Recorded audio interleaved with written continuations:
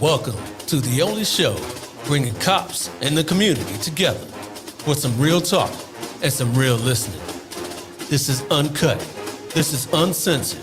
This is Black and Blue Live.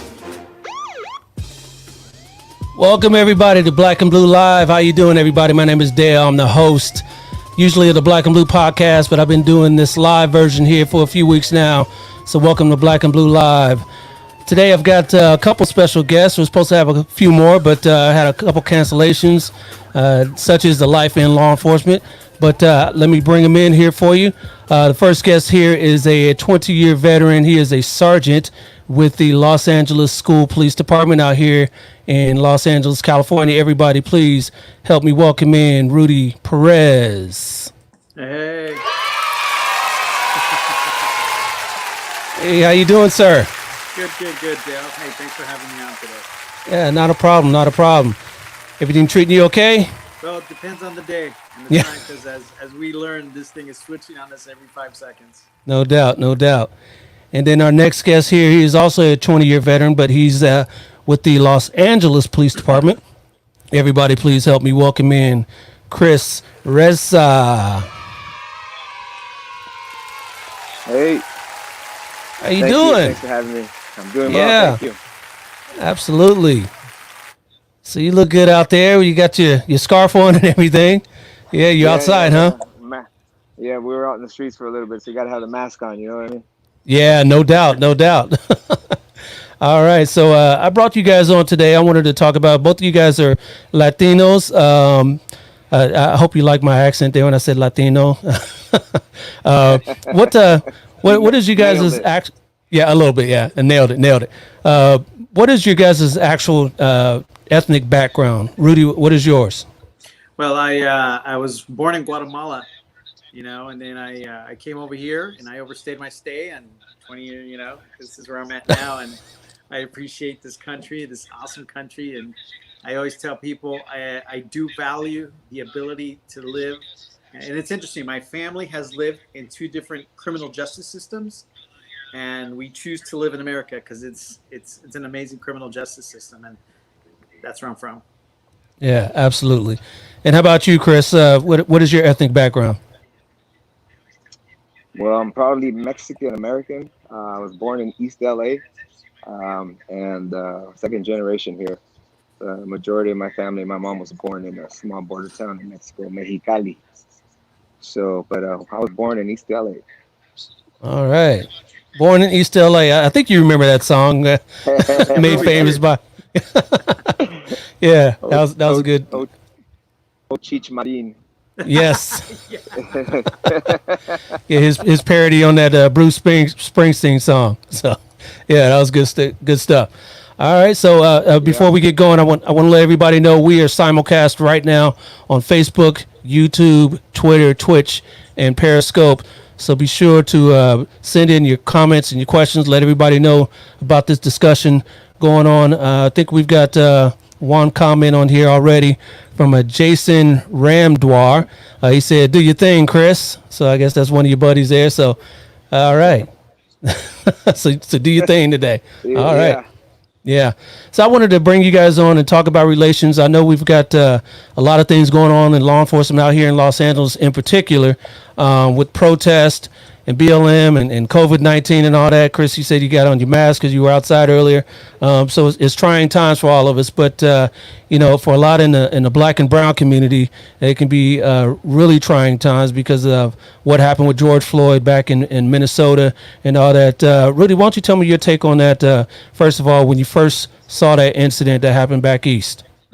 Uh, Definitely, it's you sit here and you look at the impact that that situation has caused.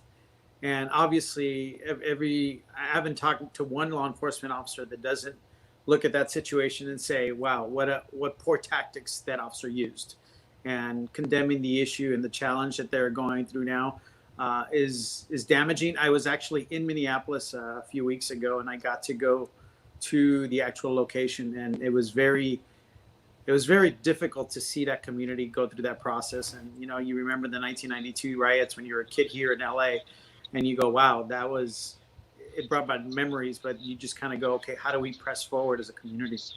Yeah, no doubt. No doubt. And Chris, what was the first thing that you thought about when you saw that incident yourself? Oh, it was like an old damn moment, having lived through, the social unrest that came from the Trayvon Martin incident and things that always come back to LA. So when we saw what was going on or the way things went down in Minneapolis, and you just knew it was bad, and you didn't know. I hoped it wasn't going to get that bad because it was condemned by all law enforcement. It was atrocious. It was just a despicable act, taking George Floyd's life in that manner. So it was just, you kind of I kind of knew a little bit of what was coming. I didn't expect obviously this much, but it was definitely shock and just kind of anticipation for what was going to come after that incident. No doubt. And both of you guys are vets of your respective departments, 20 years probably plus on your departments. You've seen a lot of different things happen from the time you came on till today. How's the incident affected each of you guys' respective agencies? I know Rudy, your agency, the LA School Police, has been hit kind of hard with the defund the police movement and all that. Why don't you talk a little bit about that? Well, it's definitely I nobody ever sees law enforcement where it's at. As I sit in these different associations across the country and now at the state level, you look at the COVID. First of all, COVID came into place and it's shaking our world. And actually, my condolences go to Chris with the LAPD, and I know they just lost an amazing officer that I actually got to work with at a mission division because of COVID. And Chris, my condolences go to your department. But the COVID in combination with what happened in Minneapolis began to shake our country, began to shape the opinion. 1 month you were the heroes, right? Everybody loves you. You were getting the free Starbucks, you were getting the free meal, and we love you. And Yep. then just from 1 week to the next week, we hate you. You're the worst thing in this world, right? And the movement and the wave I called it a tidal wave. And I never thought for for the moment that I think in my life, never thought it would come hit schools and school police departments. It's not only hit us, but it's a wave that's hitting across the country, specifically with SROs and school police departments. So the school board ruled, and we're taking a $25 million hit. That is still being planned out and seeing what the financial and the impact report is going to be. But I got to tell you, it's probably going to be very devastating, and we're going to have to make do with what we have. But the men and women of the LA School Police Department are committed to the mission and committed to what we do. Yeah, absolutely. And like you said, that's not just indicative of what's going on here in LA, but across the country. So, I'm an SRO out here in the Inland Empire, and we haven't been having those conversations of taking SROs out of schools yet. But, it could be just because of financial problems due to COVID and the schools being closed that, because they pay our salaries at the police department. So at some point they could want to take us out as well. Yeah. I mean, it's easy to make a decision when there's no schools open, right? So you don't see the 130,000 calls the LA School Police Department responds to throughout the whole year, or you don't see the emergency services going. Now it's really easy to make a decision without seeing the impact still. Yeah. Real quick, Joseph Cameron says Rudy is the man. What a great influence on LA school kids. Thank you for that comment. Yeah, thank you. He also says Rudy's a true mentor. It's a true shame on how they are painting law enforcement. I could not agree more. Chris, how's this whole situation impacted your department lately? Well, so far it's the hits keep coming, so to speak. I mean, last night was another particularly volatile night, and politicians weighing in with their opinions and continue to kind of step on our throat when we're down. As far as the movement and the defunding aspect of that's still in the works. I guess we got hit for $150 million as far as the defunding that was put by the city council board, and but that's still in the works as far as what units we're going to lose. They're cutting down Metro, Metropolitan, in half, it seems like. So everything is up on the board right now, according to the chief. I mean, all units, specialized units, are being looked at to be disbanded. I mean, gang units, things that are going to severely impact the victims in the inner city, the people that we really serve. So just a few days ago, that's the message that was relayed. And it was also related to us in a certain way that you got to prove your worth as far as what units are going to be kept. So they're going to be looking at everything. So they're still in the process of looking exactly how they're going to, what units are going to survive after this. And they're going to try to beat up patrol. But, retirements and attrition and just, people trying to lateral, some of the young coppers that have just got on. So morale-wise, it affected everybody. Like Rudy was saying, 1 month we were the heroes again, having worked through the pandemic, and everybody's at home, everybody's on social media, and then this comes about, and it's just something from one day to the next, it was completely turned upside down. So, you gotta, you put your boots on tight and you go to work to do the job that you're doing, and you got to keep in mind that the people that actually support you, the people that you work for, are the ones that need you the most. And you have to keep that in mind as you're attacked by everybody else that doesn't know what you're doing on a daily basis, that has never been to the communities you serve. So you have to do the job for them, especially during these times, because they really don't have a voice. They're voiceless in this process. They weren't the people that were protesting against us. They weren't. We didn't see anybody from our communities out there. Our communities quietly, as always, quietly support us, even through the demonstrations and through everything after the fact. They still approach us and depend on us heavily to go about their day-to-day lives. So it's been difficult, but it's a process, and we're gonna have to find a way to get through it, because some of us, obviously, we got nowhere to go right now. We got to stick it out. We got to stick it out longer, and like everything else, you kind of want to see this thing through. At the end of the day, you have some pride in what we've done. With LAPD, and I'm sure Rudy could attest to. In the city of LA, we've been at the forefront with everything that community policing is, and transparency, and body-worn videos, and everything that we have done. From all aspects is we've met all those goals. But it seems like we're the LAPD. It's Gibraltar. There's some old scars there, and anything that happens comes back directly to us in our history. So, it's going to be some trying times, but we got to forge ahead still, you know. Yeah, no doubt. Yeah, I understand that. Another comment here. Jason Warmdwar again says that we back the badge, and I agree that. Wife is the producer back there. She's bringing these comments up. This one here is from Periscope. Ferox3 says, "Shame what they're doing with the police. It's the citizens who will suffer." And that's exactly what we just got done talking about. And Lisette Victoria on Facebook says, "Agreed." Would assume she agrees with either one of your guys' comments. So, yeah, definitely. So keep the comments coming, ladies and gentlemen. Again, we're on Facebook, YouTube, Twitter, Twitch, and Periscope, and we'll be bringing up your comments as they come in. So I wanted to bring you guys on, again, law enforcement and Latinos. You guys have a lot of the same issues that the black communities have as well. So I wanted to ask you guys, what kind of made you guys want to get into law enforcement in the first place? I know, Rudy, you said you were born elsewhere and then you came to this country, and it's a great country. What kind of piqued your interest to want to get into law enforcement in the first place? Well, it's interesting. I'll share a little bit of my life story. I did come from Guatemala, and my mom and dad, came from a country where we realized, going, listen, life isn't that great here, and turned around and left everything back and started from scratch.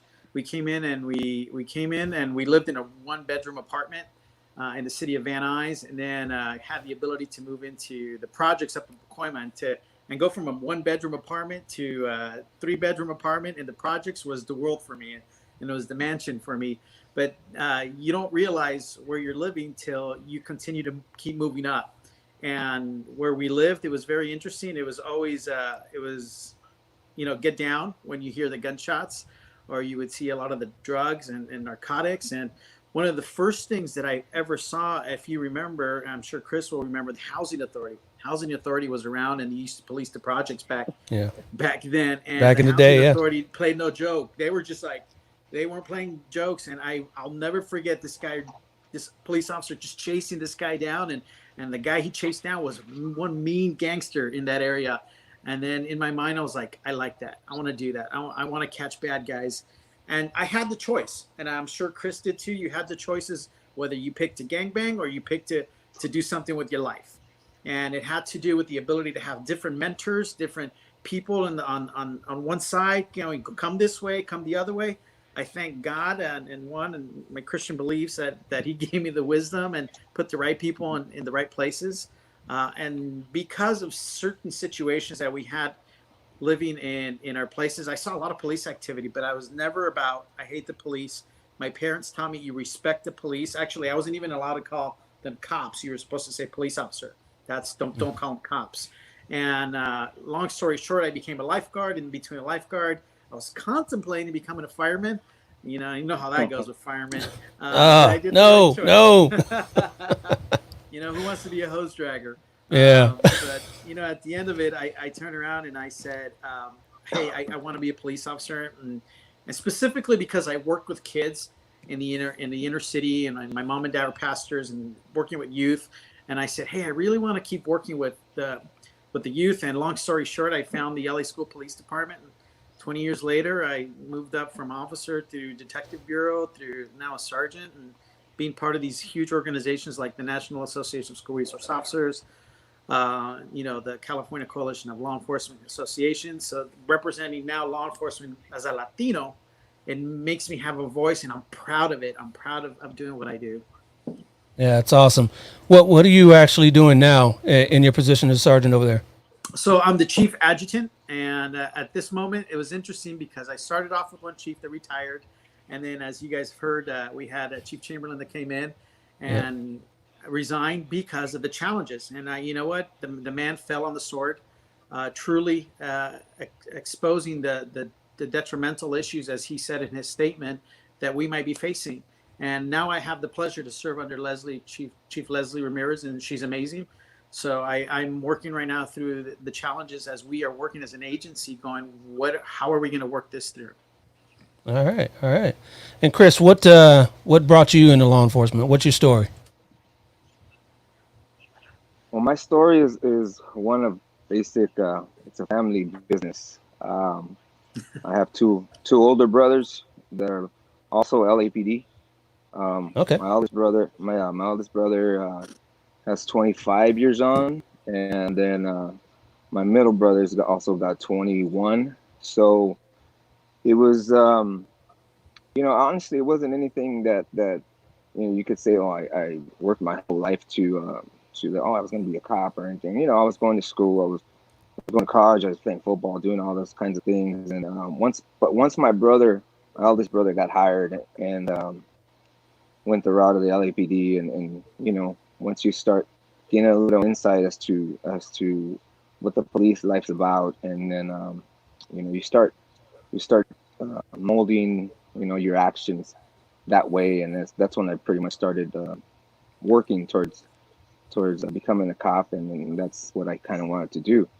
So it was just basic trial and error experience for my brothers, and then my brother got hired, and I went through the sheriff department first because LAPD was having some problems with during the burning parks era, so they weren't hiring as much. So I went over to the sheriffs, got hired kind of quick there, and then the jails got a little old, and it was always a plan to go back and reunite with my brothers at the end of the day. So it worked out, and we became three of us a family in blue. So I still don't regret any decision I ever made to join law enforcement, or to even being part of the sheriff's was a great experience, and coming over to LAPD was still the most rewarding experience that I've ever had. That's cool. Did you ever get a chance to work with your brothers? Any of them? Yeah, just when I promoted to detective, I got sent out Southeast. I was in Southeast from 2004 to 2018, and then I promoted to detective, and LAPD moves you out. So I got wheeled out to Hollenbeck Division, which is my brother's stomping grounds. He's been there for just about 23 years. So, but it was cool though. We had kind of never crossed paths, any one of us. So I went to Hollenbeck, but I was a detective now, and he's still the 25-year P2 patrol dog there that everybody knows. So so that's good and bad, because he's been there for a long time. But that's my brother, and it worked out well. It was fun to actually to be able to have that time together at that same division, and it was an experience. I'm glad I was able to go there for a minute.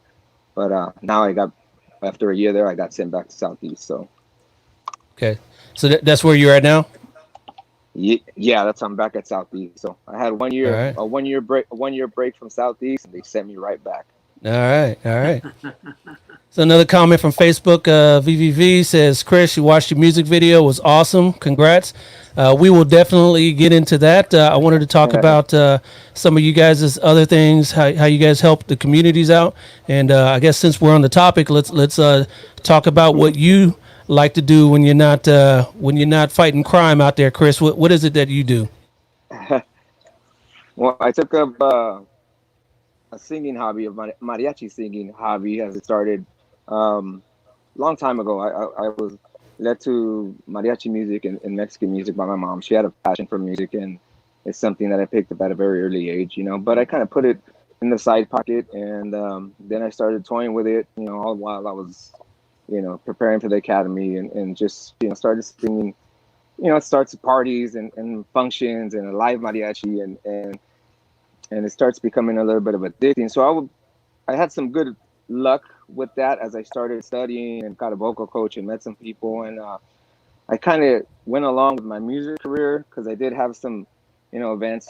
I did sang at the Hollywood Bowl. I did a couple of events at the Grove Anaheim. I was able to go to Mexico and sing. I was theaters in Riverside and Thousand Oaks and different things, but I was able to keep them separate from my actual job, which I think at that point was something pretty cool that helped me. It kind of got me away from the actual job, and then had a hobby that I really cared about that was going places as well. And I had a lot of success with that early on, and just kept reinventing ways to stay active with the music. And then just by chance, once I kept moving along with the music, people in the department started finding out what I was doing, and on my free time, all of a sudden you get people, oh, I like that music too, or people start getting interested in it, and the department started finding out. That's when the department was starting really to go to the community policing community relations division that they had just started. So they would, a group of officers would really do community events and find ways to interact with the community. And on one event, a group of officers got together and put quinceañera on for a little girl from the neighborhood, who she was sick. She had cerebral palsy, but her mother was terminally ill as well. So they wanted to give her quinceañera before she passed away. So they put it all together. They asked me to do the music, and I said, fine, no problem. We'll put something together. But they were like, hey, can you sing in uniform? And I had never done that before. I was like, no, I got my get up. I got my mariachi outfit. I got my traje. This is the way I do this. Yeah, they're like, oh, it'd be nice if you sang in police uniform. So I was kind of, stubborn at the time. It's like, no, well, I'll just do it this way for now. So when I got to the event, it was a really small event, small family, very humble family, super nice, appreciative for everything that was done that night. It was, and there was a lot of cops there. There was just a lot of the department there in uniform. So I said, oh, you know what? I'll just sing a couple of songs in uniform. It's just that kind of event. And as soon as I did that, there was something that was born that day. The media kind of jumped with it, and then that's when I started just singing at through department events and community events, and this was all while wearing a uniform. So people really took to that, as far as me out there with a mariachi singing in uniform, the cops singing with the mariachi in the community, on the streets, and it served as a big community outreach thing to the communities that we served, and the comments, like an icebreaker. They come up to you, you could talk music, they relate a little more, so it's been an awesome experience, and everything that's transpired after that, we were able to put a cop mariachi group together for some performances, and that proved to be an experience of itself. Had a lot of good fun with that, but it's difficult to keep that going with the different factions, different communities, different departments and shifts and night watch, day watch, and to put all that together was kind of rough. So we'll get back to that eventually, but right now everything's on a standstill. I've been having some things canceled, obviously, and there's no performances going on, and between the COVID and then the demonstrations and the anti-cop movement, I was canceled off a couple of things that I had going on. But there's a bigger picture, and then there's a bigger struggle that we gotta address right now. So everything is in perspective, and we'll get back to doing what we got to do, and address certain issues, whether it's policing now or a closure coming together eventually with music and everything else. We'll be prepared for whatever comes. Absolutely. And real quick, Lisette Victoria says, Detective Reza, you are a great influencer in the community, especially with the kids. Violins, not violence. I like that. Always giving back. Always giving back. Yeah. And Sandra Arevalo Ramdoir, proud of what you have done for the kids and the community. Yeah, that's and another Jason, we Go have ahead. a violence, not it's violence, not violence is a organization that a music colleague of mine who has a business instrument business. We started through my outreach as a cop and hit their music business. We're able to do all the performances that I do. There's a portion that always goes through this organization where we gift inner city kids violins and musical instruments to, it's been proven that kids that play music and stay off the street, their grades get better. I have friends that are musicians that say, mariachi music saved their lives, kept them out of gangs, things like that. So that's been also a very rewarding situation. But not only that, you actually affect lives doing that. So that's been something awesome that we've been able to do as well with the community. All right. So we've been talking about your singing. Let's check out what you do. Everybody check out Chris Reza here. Check this out.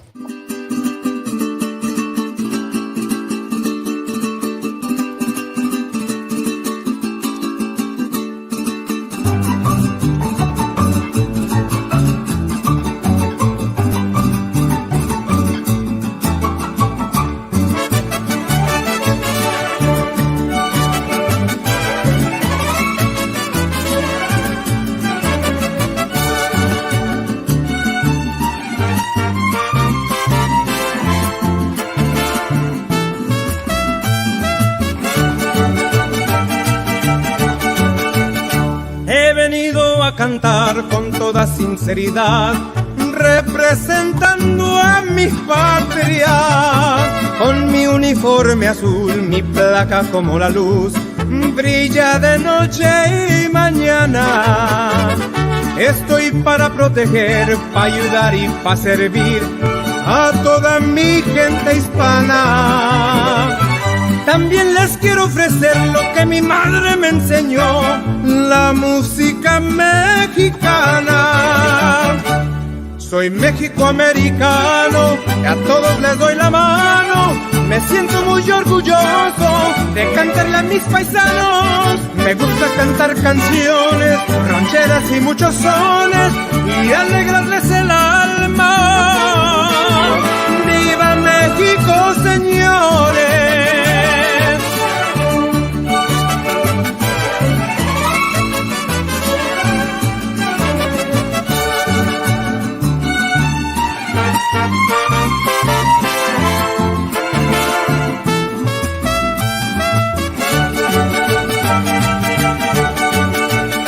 Cuando canto una canción me retumba el corazón, con el mariachi a mi lado, siempre dispuesto a ayudar. Hoy les quiero demostrar el don que Dios me ha mandado. Cuando porto mi uniforme soy amigo del amigo, mis padres me han inculcado. Orgulloso de mi patria, de mi tierra mexicana, también mi traje de charro.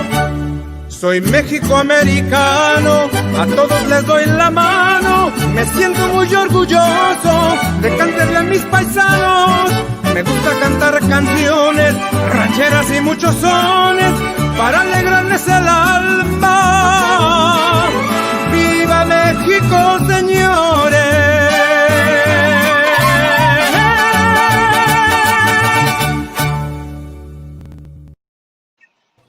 Yes. Yeah, that's what, Thank you. that's what I'm talking about. That was good stuff. Yeah. That was a lot of fun. That was a lot of fun from beginning to end.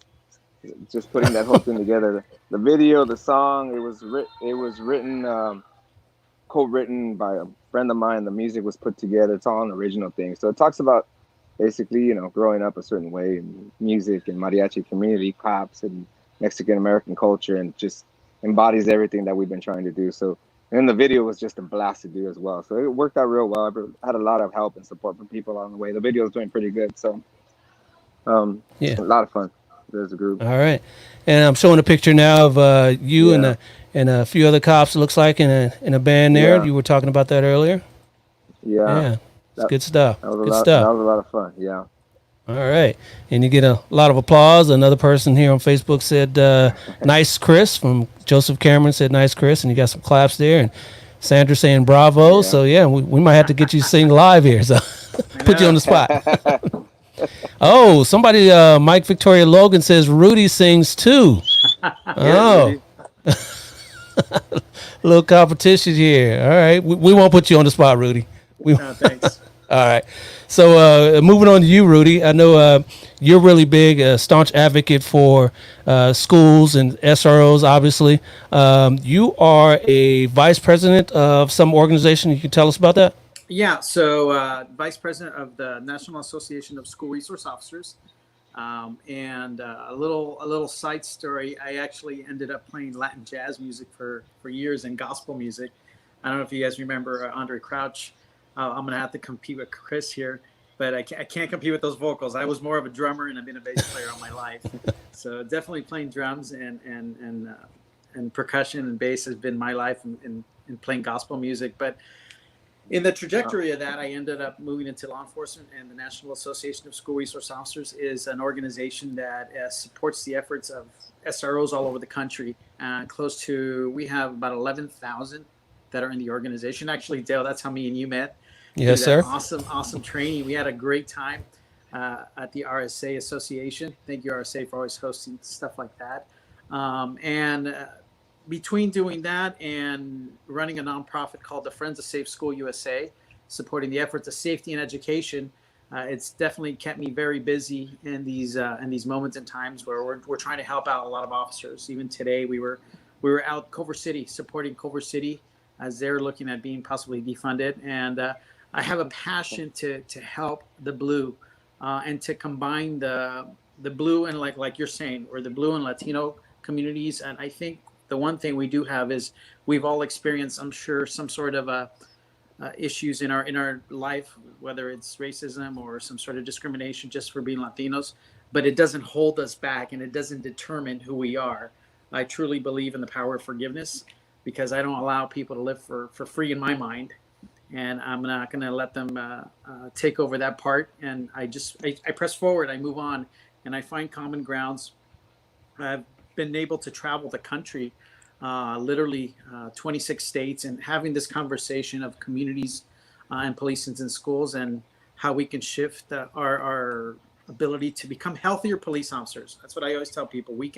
Police officers will always have to become healthier. Whether if we sit back and say, hey, we're doing everything right, then we need to definitely dig deep inside, look inside and say, how do we become better? How do we shift?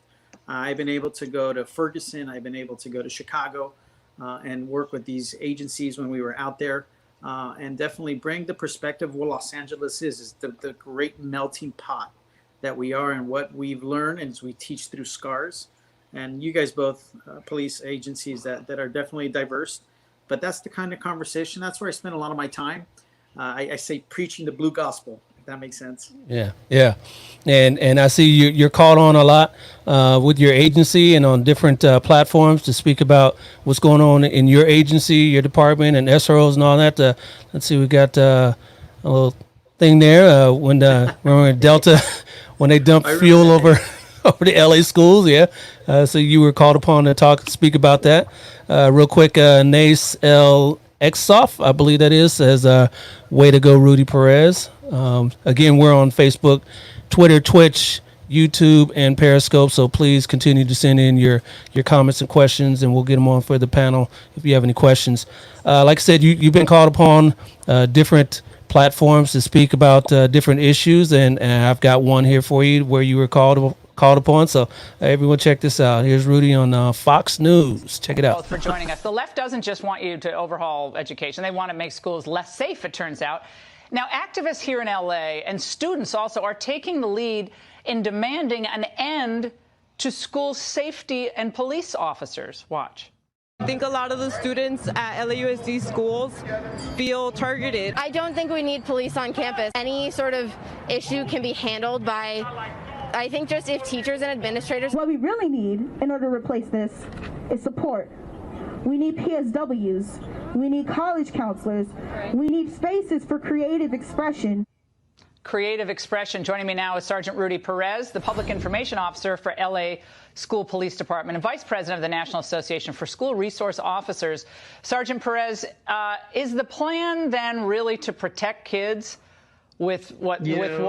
Social workers? What about all the schools with gang violence? That's absolutely true. Thank you for having me on tonight. And that is absolutely true. Who's going to respond to the thousands to 153,000 calls of emergencies we received in our organization alone? But like I tell you, the vice president of the National Association of School Resource Officers, I keep asking that question: who's going to come? Who is going to respond to these serious emergencies? Who is going to respond to the guns and recovering things that we have to deal with properly trained officers, properly selected officers? And it's definitely a war. All of a sudden, we became the enemy after feeding 60 million meals in the Los Angeles Unified School District. And it's just very disheartening to see where we're at.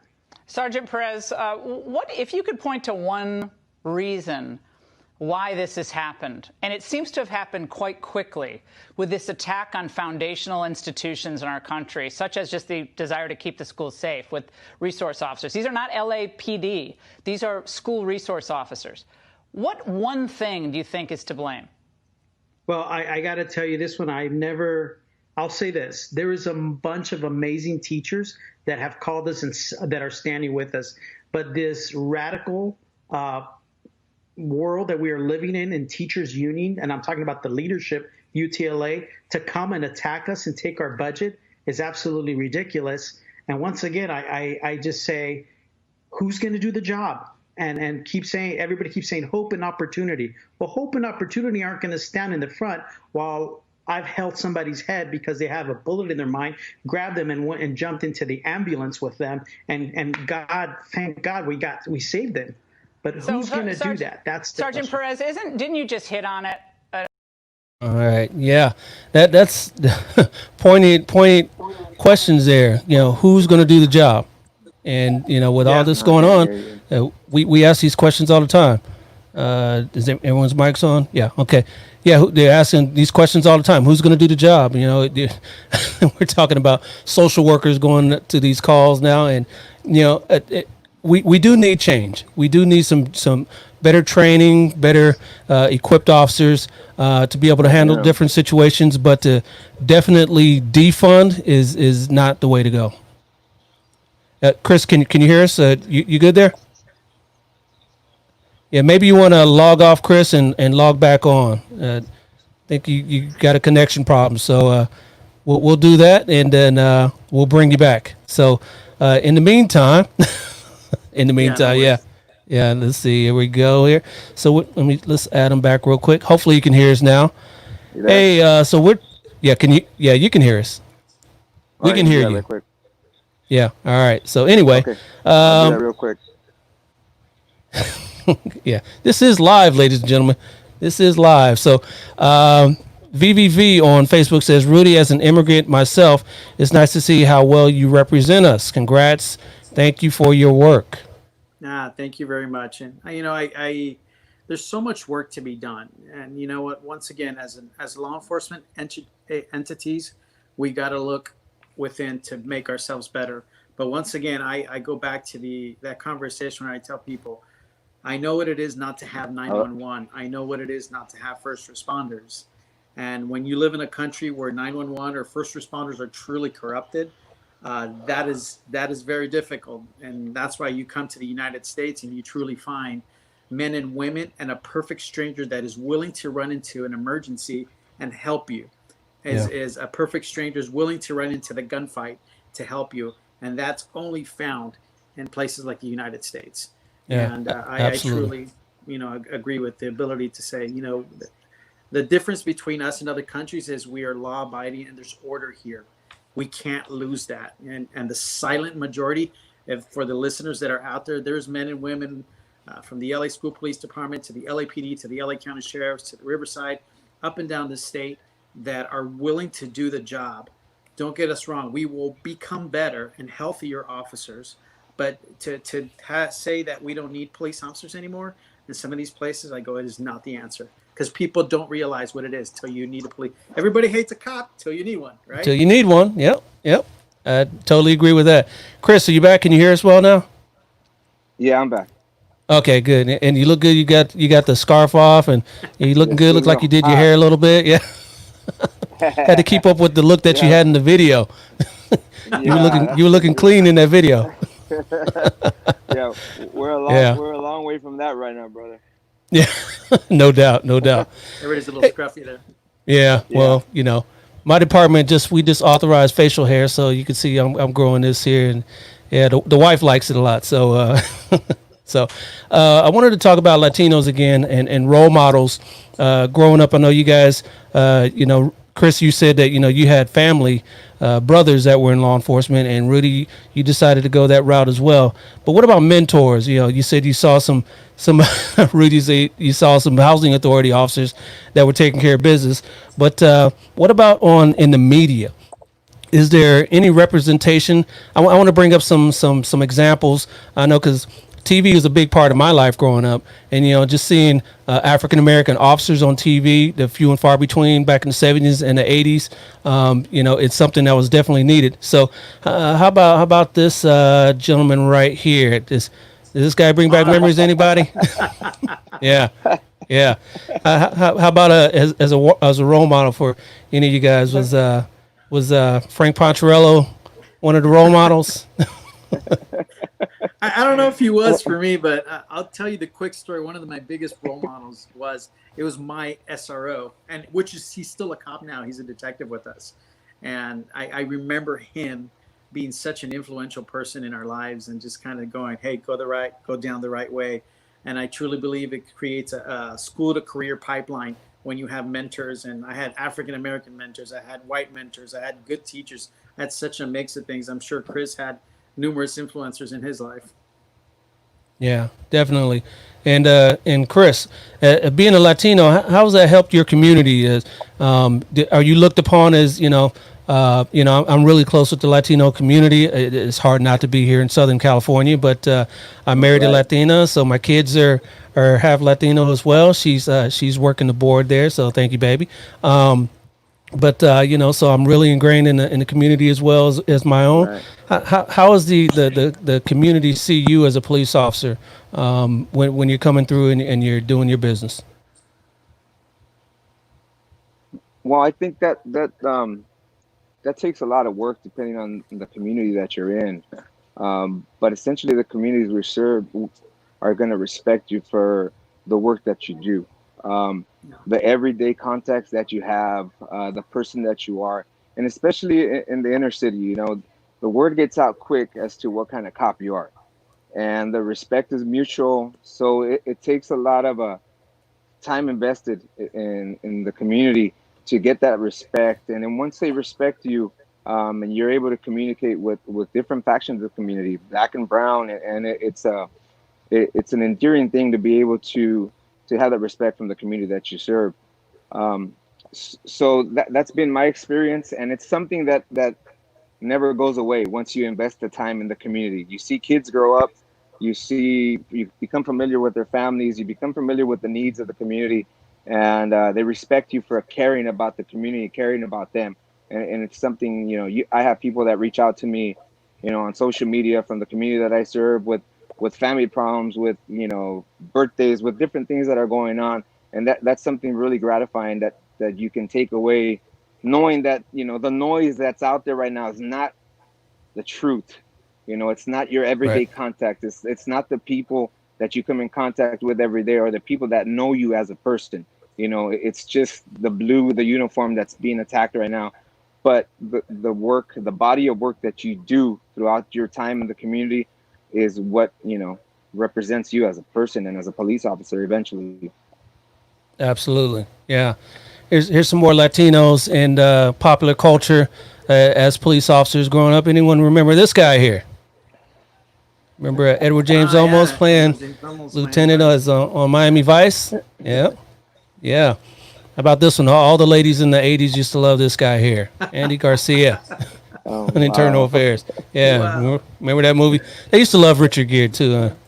I know one of my wife's favorite movies is Pretty Woman and Dirty Dancing. I may have watched them a couple times. That's but mission, my friend. Yeah.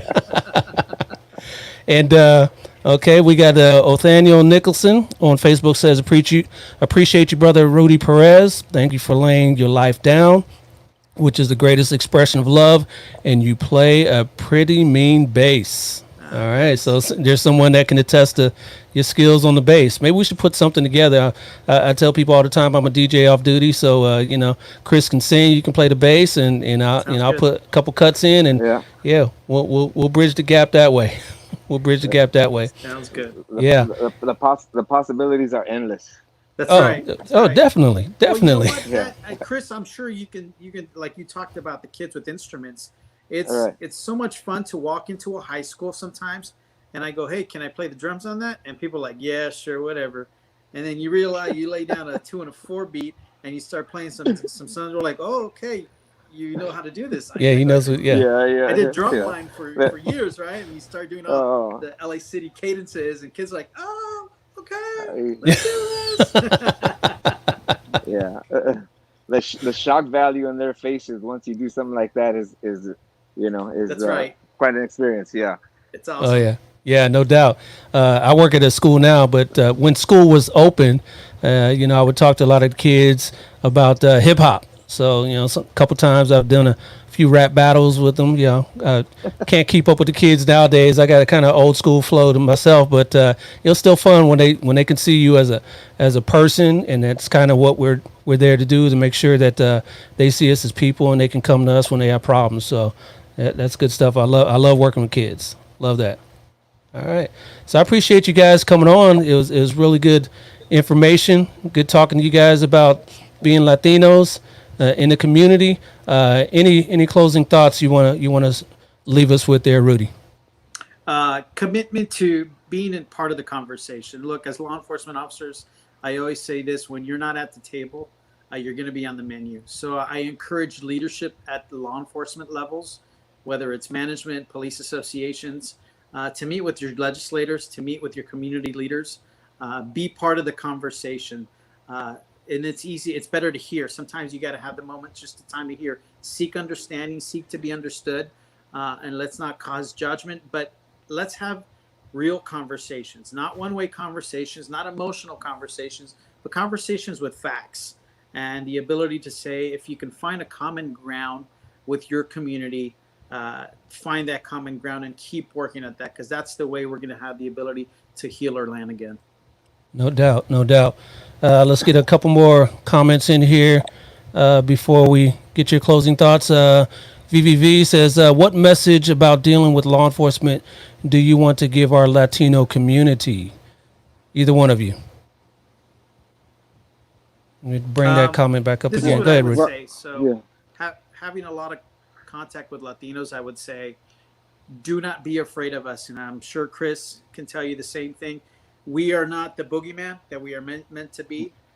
Como Latinos, if you're hearing this in Spanish, I'm going to say it in Spanish, como Latinos, pregúntenos preguntas, vengan y digan hola, come say hello, come ask us questions. We are here to help. Estamos aquí para ayudar. And so I tell people that we are not the boogeyman, and I'm sure Chris has a lot to say too. Yeah, go ahead, Chris. Yeah, I was just speaking with somebody else about that. We have to, in our culture, at a young age, we were told, if you don't behave, the policeman's going to take you. Yeah. You know, that's a culture. That's a cultural thing. That's something that at a certain point, it doesn't work anymore. You know, you have to be able to teach your kids to, you know, the policeman is approachable. You could talk to him. There's a lot more beneath that uniform than what was taught culturally when we were growing up. It was always a negative connotation with police. If you're not behaving, they're going to take mommy or daddy if you do this. If you don't go to school, if you're going to do this and that. I think the Latino community has come a long way, but we have to get past that. You know, we have to spread that message that no, a lot of times there is just going to be a positive, you know, encounter. You know, things are going to end. You know, unfortunately, like you said before, we're not the fire department. Sometimes we're going to show up and it's going to be 50-50. Somebody's not going to be happy, either the person that called or the person that got called on. But I think it goes a long way if from the beginning we start teaching our kids that, you know, the police are not going to take you. They're human. You could talk to them. You could have a good relationship with them. You could treat them as people. And that goes a long way with building a relationship moving forward for when these kids grow up. That's right. That's right. Absolutely. Good message from both of you guys. I appreciate you guys coming on. It was a good message. Recruitment. We need more Latinos. We need more African Americans. We need more Asians. We need more Caucasians. We need more good cops all the way around. So hearing these stories from you guys and being personable is what our community needs. So I appreciate you guys. Another comment before we get out of here. Moses Castillo says, thank you for this dialogue. We appreciate you, Moses, for your comments. Thank everyone for joining us here today. And, you know, I've got a podcast as well that comes out. So I want to make sure everyone checks that out on our way out of here. We got a new episode with a couple more Latinos. Check this out. Episode tomorrow with Leslie and Julio Martinez. They are a married couple. I appreciate everybody for joining us here today. Gracias, says Sandra. Appreciate everybody. And we out. This has been a Maitre D' Entertainment presentation.